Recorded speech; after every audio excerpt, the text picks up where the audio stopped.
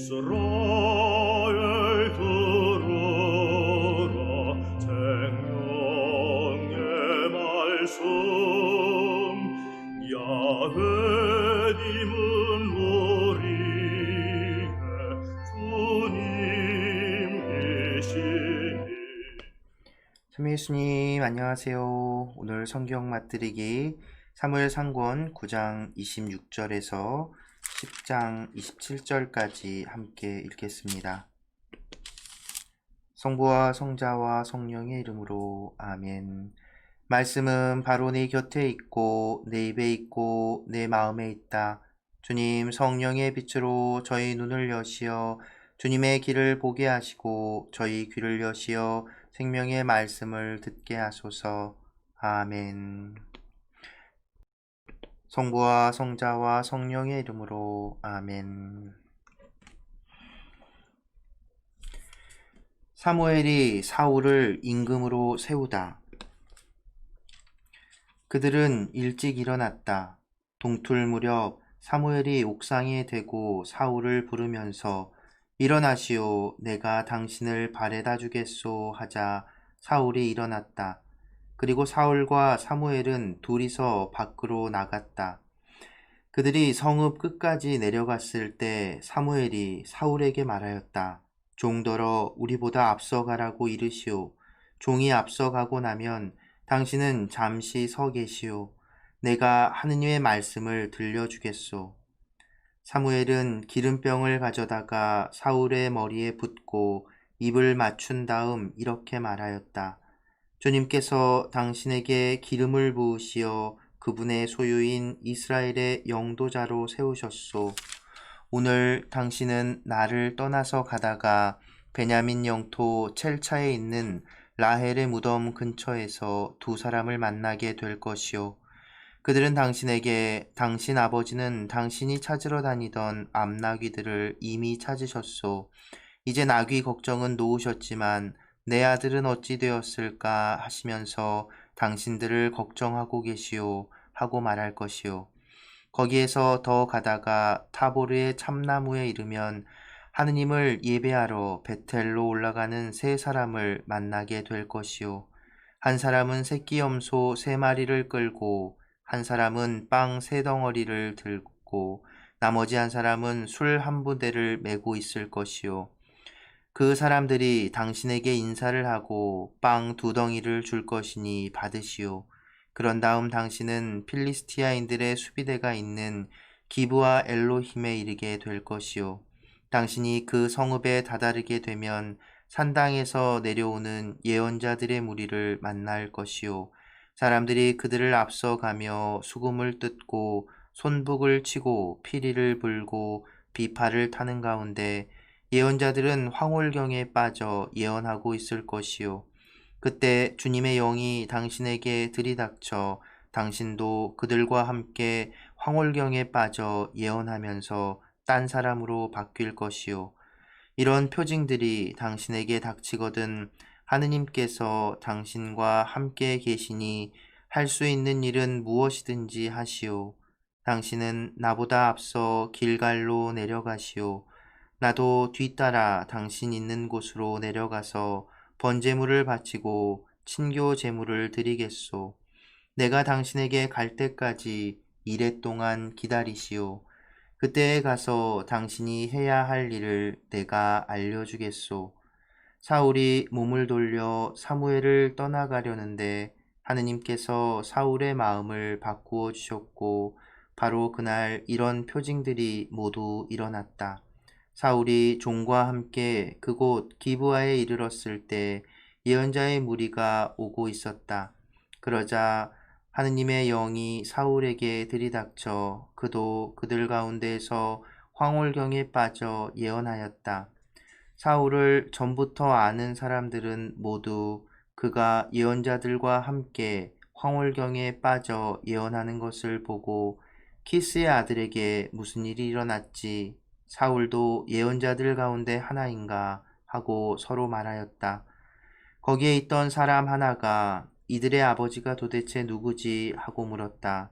그리하여 사울도 예언자들 가운데 하나인가 라는 속담이 생겨났다. 예언이 끝나자 사울은 산당으로 갔다. 사울의 삼촌이 사울과 그 종에게 어디에 갔었느냐 하고 묻자 사울이 대답하였다. 암나귀들을 찾아 나섰지만 찾을 수가 없어서 사무엘께 갔었습니다. 사울의 삼촌이 다시 물었다. 사무엘께서 너희에게 무슨 말씀을 하시더냐? 어서 말해보아라. 사울이 삼촌에게 그분께서는 암나귀들을 찾았다고 일러주시더군요. 하고 대답하였다. 그러나 그는 사무엘이 왕권과 관련하여 말한 것에 대해서는 아무 말도 하지 않았다.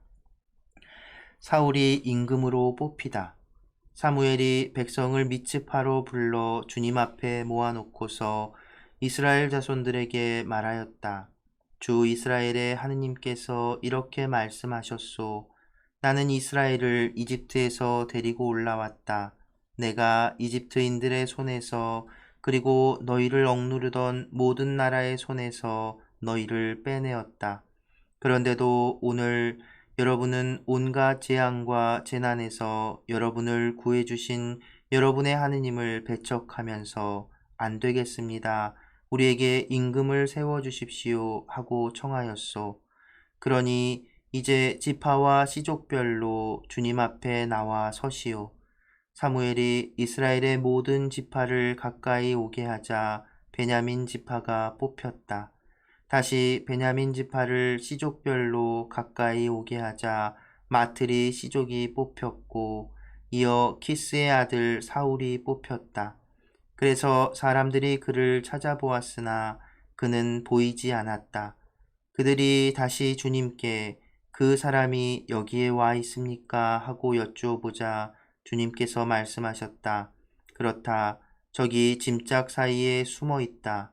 그들이 달려가 그곳에서 사울을 데리고 나왔다. 그가 사람들 가운데 서자 그의 키는 모든 백성보다 어깨 위만큼 더 컸다. 사무엘이 온 백성에게 주님께서 뽑으신 이를 보았소.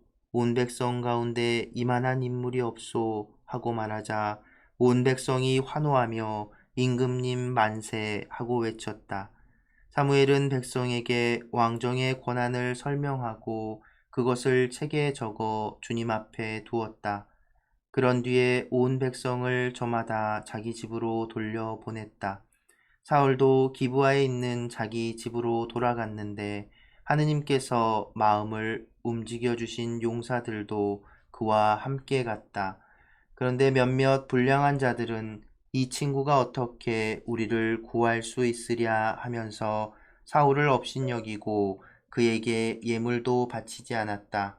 그러나 사울은 아무 말도 하지 않았다. 성부와 성자와 성령의 이름으로 아멘. 말씀은 내 발의 등불이요 나의 길의 빛이옵니다. 주님, 저희가 성경을 생명의 말씀으로 믿고 기도하며 살고 선포하게 하시어 언제나 성령 안에서 평화와 기쁨을 누리게 하소서. 아멘. 성부와 성자와 성령의 이름으로 아멘. 참여 예수님, 안녕하세요. 네. 오늘 이제 어제 이어서 이제 사울에 대한 사울이 이제 뭐죠? 왕이 되는 순간에 대한 이야기를 함께 읽었는데 제가 어제 내용 중에 좀 잘못 말한 게 있나 싶어서 체크를 해봤더니 그 베냐민 지파 그 전쟁이 일으키진 도시, 그 도시를 제가 기브아인데 기브온이라고 말했던 것 같아요. 그래서 그 부분 정정하고요. 기브온은 판관이죠. 기드온이 판관이고 그 판관 기드온하고 막 이렇게 헷갈렸던 것 같아요. 기브아. 네, 그 기브아가 오늘 또 등장하죠. 바로 사울이 살고 있는 곳이 기브아입니다. 그러니까 오늘 사실은 이제 먼저 사울이 임금이 되고 오늘 읽은 10장의 내용에서는 24절 이렇게 보면 온 백성이 환호하며 임금님 만세하고 외쳤다 그러고 사울을 따라간 용사들도 있었다라고 하는 반면 분명 사울을 업신여기고 이 친구가 어떻게 우리를 구할 수 있으랴 하면서 사울을 업신여기고 예물을 바치지 않는 사람들도 있었다라고 이야기합니다. 그렇죠. 그런 사람들, 그러니까 이스라엘 사람들에게 있어서 이제 사무엘이 대단한 존재고, 그리고 이제 뭐냐면 이 사울이 왕이 되는 과정을 보면 좀 뭔가 비밀스럽죠. 일단 사울에게 다른 사람 아무도 없는 데서 기름을 부어서 성별합니다. 어, 먼저 이 기름 부음 받은 자, 기름을 붓는다는 건 이제 특별히 따로 분류하기 위해서 성별이라고 하죠. 거룩하게 이렇게 속된 것과 나누기 위해서 이 기름을 붓는 예식을 했어요. 이 예식이 나중에 이제 왕이 될 때 그래서 기름 부음 받음을 받는데 이게 바로 히브리어로 메시아, 기름 부음 받은 자 이것이 이제 발전해서 처음에는 이제 왕을 지칭했던 것인데 그것이 이제 발전해서 구세주, 세상의 구원자, 뭐 뭔가 판관의 역할 그런 어떤 카리스마적인 것과 연결이 되고 하면서 이제 메시아 신앙이라는 게 생겨나게 되죠. 어찌됐든 사울은 사무엘에 의해서 기름 부음을 받았습니다. 나중에 사무엘은 다윗에게도 기름을 붓죠. 어쨌든 몰래 부어요. 다윗 때도 그렇고 사람들 모르게. 그리고 나서는 어떤 절차를 하나 이제 사람들 앞에 내세우죠. 제비뽑기라는 이 제비뽑기가 아니 왕을 뽑는데 뭐 이런 말도 안 되는 것 같은 방법을 쓰나 하고 생각할 수도 있는데 이게 어떻게 보면은 정말 하느님 뜻이 무엇인지를 확인하는 어떤 방법으로서 오랫동안 사용됐던 것 같아요. 여러분, 우리가 모세오경을 읽을 때, 레위기를 읽을 때, 우림과 툼밈 기억하세요? 하얀 돌, 까만 돌. 지금 그게 어떻게 쓰여졌는지 정확하게 알 수 없지만, 하느님의 뜻이 무엇인가 알아볼 때 그 우림과 툼밈을 이용해서 확인했다고 하는데, 제비뽑기하고 비슷한 방식이지 않았을까? 그런 생각을 해볼 수 있습니다. 아무튼 누군가의 어떤 개입이나 어떤 인간적인 계산 이런 것들 배제한 채 하느님께서 뽑아주시는 것이 하느님께서 이 제비를 뽑아주시는 것이다 라고 믿고 그렇게 이런 방법을 택한 것이지요. 그리고 어쩌면 현실적으로 봐도 사무엘이 보았을 때도 이 사울이라는 인물이 참 괜찮은 청년이긴 한데 그 베냐민 집하고 집안이 별 볼 일 없고 그리고 심지어 그 베냐민 집하 기부하 사람이란 말이에요. 별로 이렇게 판관 시대 이스라엘 백성들에게 좋은 이미지가 아닌 그런 집안의 그런 출신이란 말이죠. 그러니까 그냥 대놓고 사람들 앞에서 이 사람이 왕이다 했을 때는 그 반발이 더 심하지 않았을까? 그래서 이런 어떤 극적인 연출을 한 것은 아닌가, 그런 생각도 해보게 됩니다.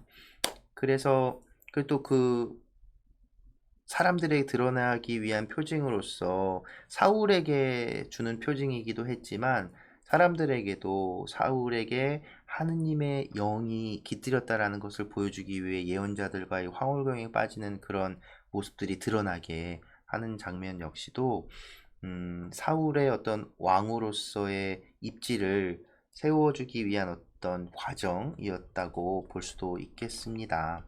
그럼에도 불구하고 모두가 다 사울을 왕으로 받아들이지는 않은 그런 모습을 우리는 10장에서 확인할 수 있습니다.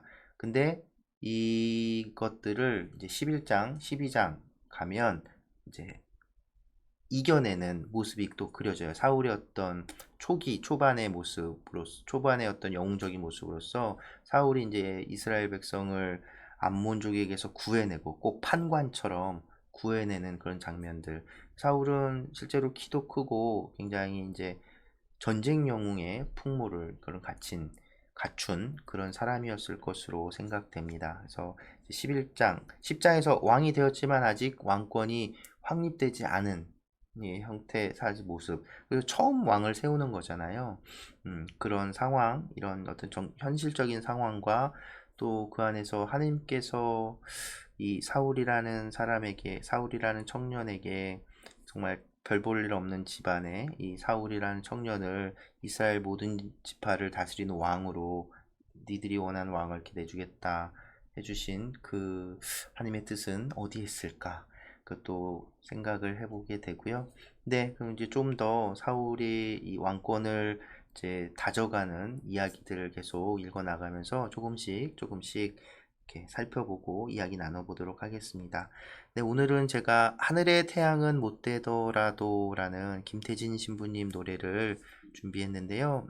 제가 가끔 소개해드리는 우리 존 형제님이 이제 기타 치면서 노래 부르는 우리 형제님, 존 형제님이 영상 올리신 걸 통해서 보여드릴 텐데, 제목 그대로 이제 내가 하늘의 태양처럼 이렇게 밝게 비치지는 못하더라도 그리스도의 빛을 이렇게 조금이나마 이렇게 드러내는 그런 사람이 되고 싶다. 뭐 이런 내용의 노래고, 처음에 사울의 마음도 이런 마음이지 않았을까? 내가 되게 부족하고 사람들에게 인정받을까 이렇게 걱정이 많지만 그래도 이렇게 하나님께서 나를 이렇게 선택해 주셨으니 내가 이스라엘 백성들을 위해서 무언가 이렇게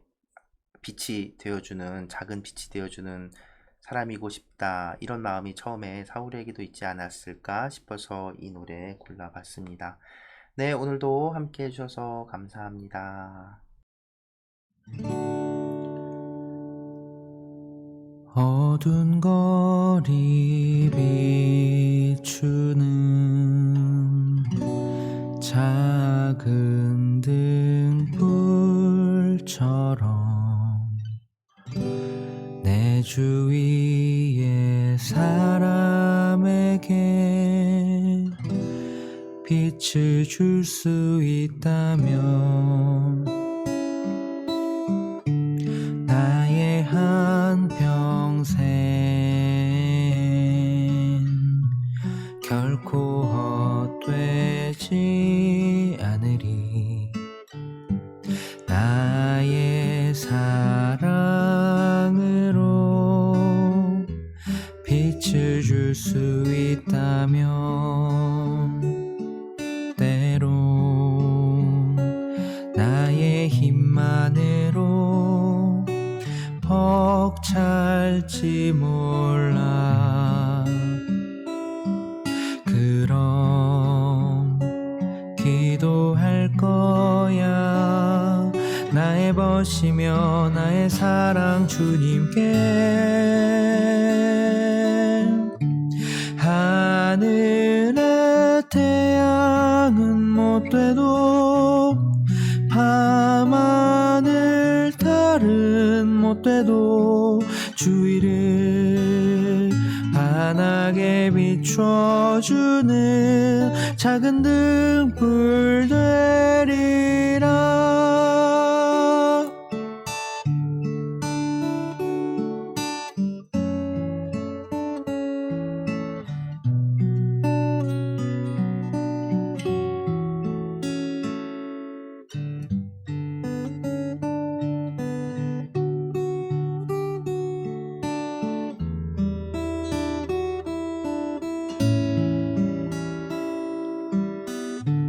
나의 한평생 결코 헛되지 않으리. 나의 사랑으로 빛을 줄 수 있다면 때론 나의 힘만으로 벅찰지 몰라. 그럼 기도할 거야. 나의 벗이며 나의 사랑 주님께.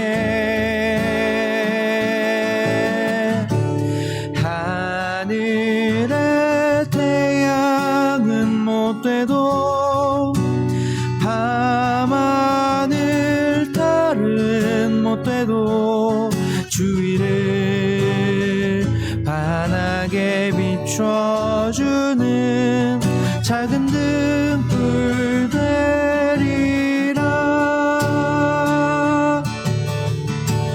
하늘의 태양은 못돼도 밤하늘 달은 못돼도 주위를 환하게 비춰주는 작은 등불 되리라. 작은